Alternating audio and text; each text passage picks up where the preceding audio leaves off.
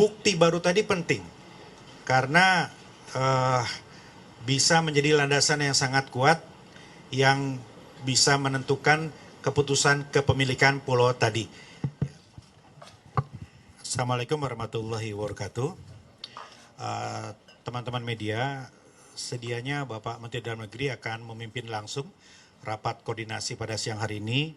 Tapi karena beliau bertugas mendampingi Bapak Presiden dalam kegiatan kenegaraan di Singapura, maka beliau meminta kami untuk mengadakan rapat yang sangat penting ini.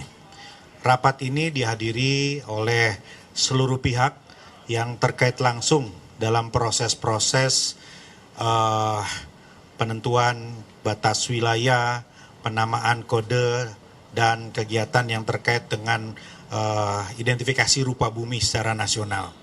Hadir Sekjen Kementerian Pertahanan, kemudian hadir juga Kepala Badan Informasi dan Geospasial, dan seluruh pihak ya dari Angkatan Laut, Angkatan Darat, dan berbagai pihak, termasuk juga para pelaku sejarah, jajaran Kemendagri yang tadi langsung juga dihadirkan agar memberikan perspektif langsung terkait dengan proses yang ada sampai saat ini.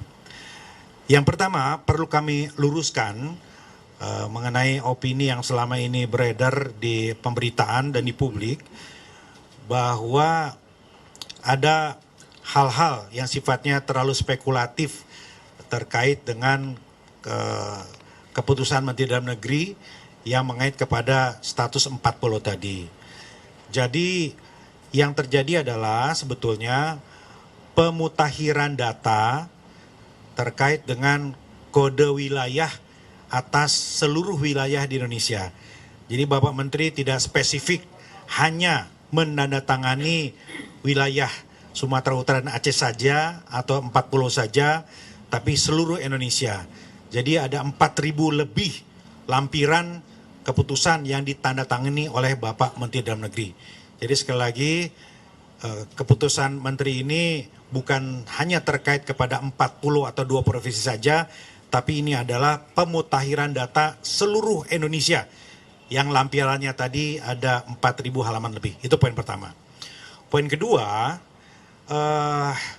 Kementerian Dalam Negeri dalam memutuskan batas wilayah dan alokasi teritori ini tidak saja menimbang faktor geografis, misalnya kedekatan secara wilayah, tetapi juga ada data fakta historis, politis, dan kemudian juga data-data sosial dan kultural. Nah, dalam konteks itulah Kementerian Dalam Negeri bersama-sama dengan seluruh instansi memperkaya data-data informasi yang didapat.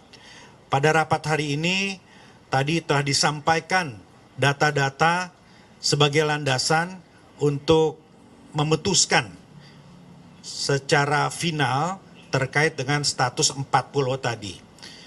Dan perlu kami sampaikan bahwa selain data-data yang memang sudah ada, yang kami pelajari lebih dalam lagi, ada novum atau data baru yang kami peroleh berdasarkan penelusuran Kemendagri.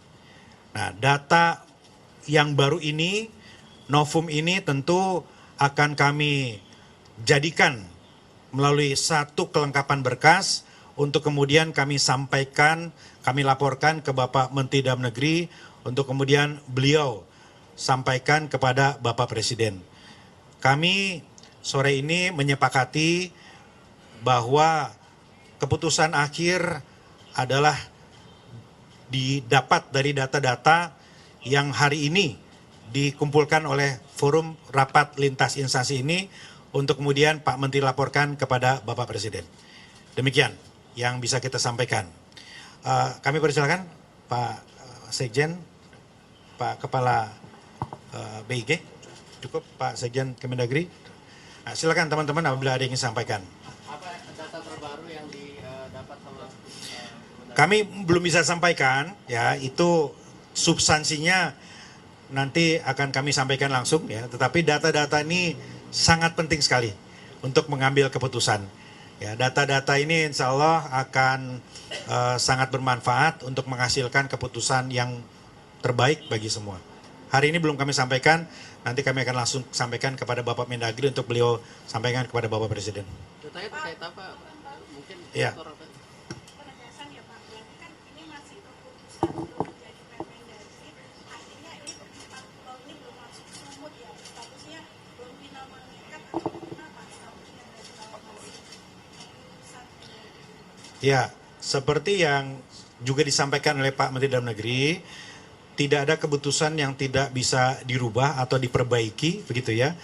Apapun itu prosesnya, tetapi kami tentu mendengar, menimbang, mempelajari semua masukan, semua data dan perspektif yang disampaikan untuk kemudian menjadi keputusan akhir tentang status kepemilikan 4 pulau tadi. Bukti baru yang ditemukan tadi itu bakal mempengaruhi atau mengubah nggak keputusan Mendagri yang sudah dikeluarkan sebelumnya?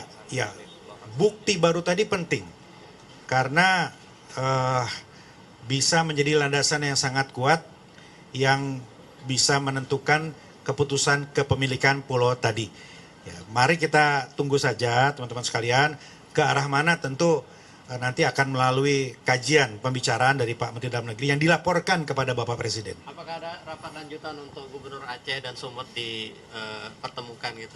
Ya, tentu Pak Menteri Dalam Negeri nanti akan selama ini Pak Menteri Dalam Negeri sangat intens berkomunikasi dengan Gubernur Sumatera Utara, Gubernur Aceh, dan juga menyampaikan langsung kepada Bapak Presiden, Pak Mensesnek, dan teman-teman di DPR. Jadi Pak Menteri ini aktif membangun komunikasi dengan semua, dengan DPR, dengan Istana, dan juga dengan pimpinan wilayah. Tidak saja dengan Gubernur, tapi juga dengan Bupati.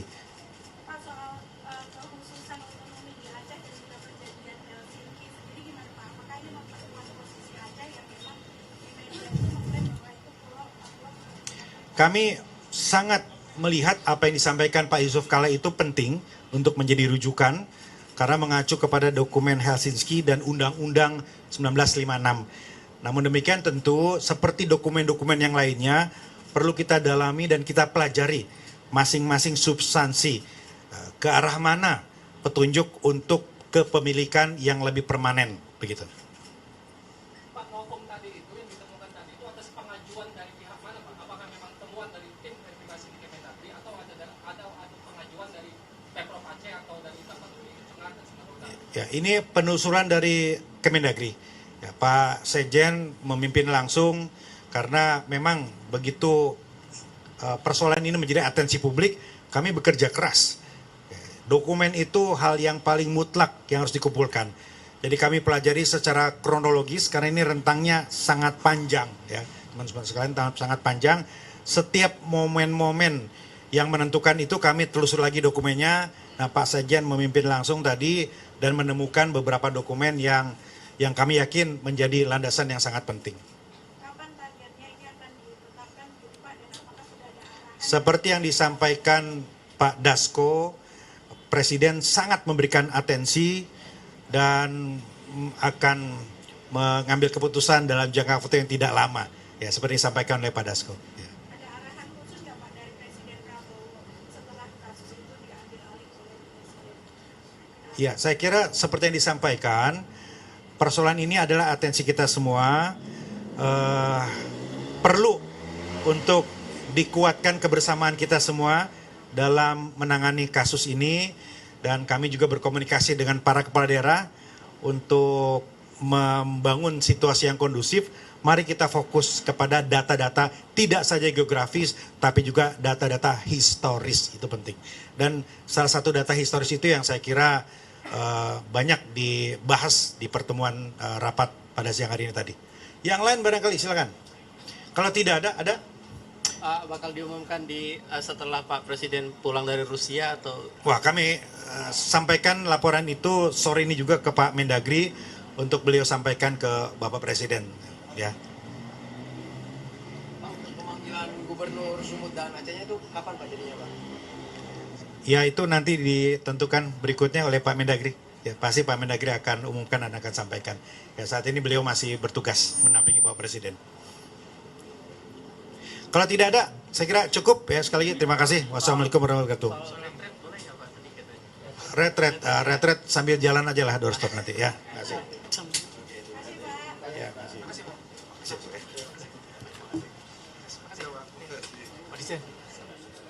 Untuk retret insya Allah akan diselenggarakan tanggal 22 Juni.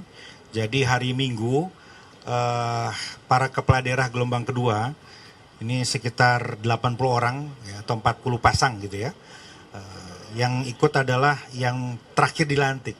Seperti pagi tadi ada pelantikan Bupati Empat Lawang di Sumatera Selatan, itu akan bergabung begitu.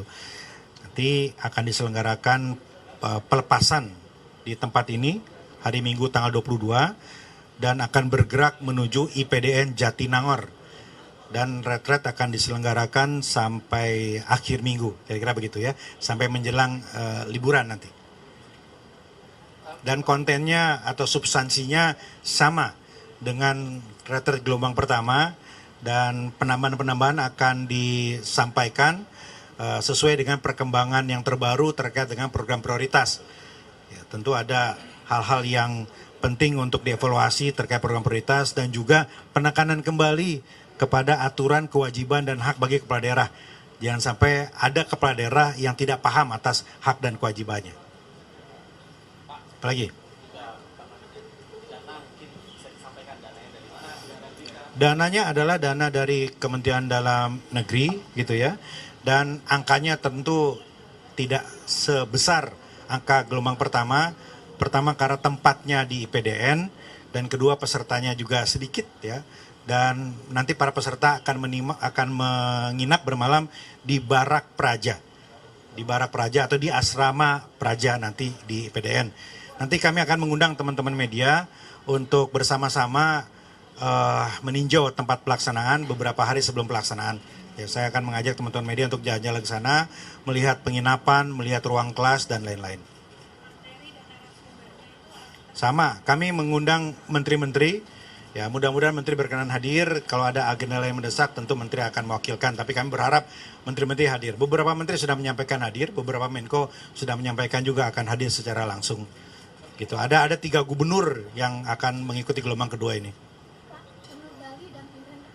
Hadir, insya Allah hadir. Jadi ada yang ketika di Magelang itu tidak ikut. Ya, ada yang kemudian gelombang dismisal yang berperkara tapi tidak lanjut, dan yang ketiga ini ada yang PSU selesai dan kemudian dilantik. Jadi total ada sekitar 80 orang. Pak, secara retret itu kan Presiden masih di Rusia, apakah Wapres akan menggantikan? Kami belum mendapatkan konfirmasi. Mas Menteri, kan di Bali sendiri pembangunan sudah berjalan. Dengan adanya retret ini nanti akan diberikan materi kepada mereka itu nanti seperti apa? Sama, semuanya sama. Pak, ini kan Itu ada aturannya di Undang-Undang Ormas, tidak boleh menggunakan seragam yang menyerupai, itu nggak boleh. Nah, silakan para kepala daerah menertibkan itu. Kepala daerah ini adalah pimpinan dari Satgas penertiban Ormas. Ya, silakan para kepala daerah bisa melakukan pendataan, penertiban, bisa dibangun komunikasi yang baik kepada ormas-ormas yang terindikasi melanggar Undang-Undang Ormas tadi. Ya, kan sudah ada pegangannya di Undang-Undang Ormas itu sudah ada. Tapi kalau ada yang belum jelas tentu kami akan berikan pendampingan, ya, informasi yang lebih lanjut terkait dengan penjabaran atau penafsiran dari Undang-Undang Ormas terkait dengan seragam tadi. Ada lagi?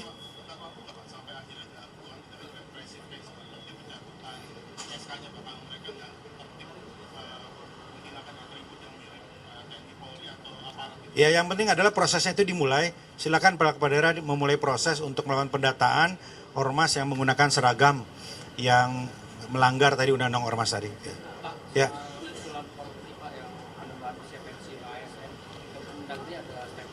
Itu perlu pengkajian ya yang sangat matang karena terkait dengan kebutuhan ke depan seperti apa dan kemampuan fiskal kapasitas negara seperti apa, distribusi ASN seperti apa. Jadi perlu proses ya pengkajian yang lebih matang lagi. Ada lagi? Kak Ya. Bima mungkin udah dengar ada sebuah sebuah insiden di Pati dari Bupati Pati yang mengundang Rio Macan dan melakukan aksi seperti itu kan udah jadi retret ya, maksudnya apakah sebenarnya retret itu tidak efektif untuk menguji atau memberi masukan? Ya, yang pertama Kemendagri sebagai pembina politik dalam negeri tidak pernah berhenti untuk selalu mengingatkan para kepala daerah bahwa kepala daerah itu ada suri toladan. Kepala daerah itu simbol kepemimpinan. Jadi hendaknya menjaga betul lisan dan perbuatan.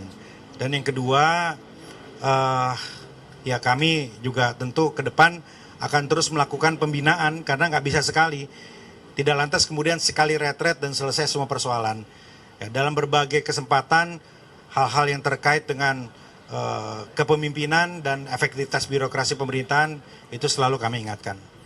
Ada akan sanksi mungkin dipanggil segala macam di situ. Ya kalau kepala daerah bupati wali kota itu kan penanggung jawab kepegawaiannya itu Pak Gubernur. Ya silakan ya Pak Gubernur, saya kira sudah memberikan atensi kepada persoalan ini. Cukup ya? Baik, terima kasih teman-teman.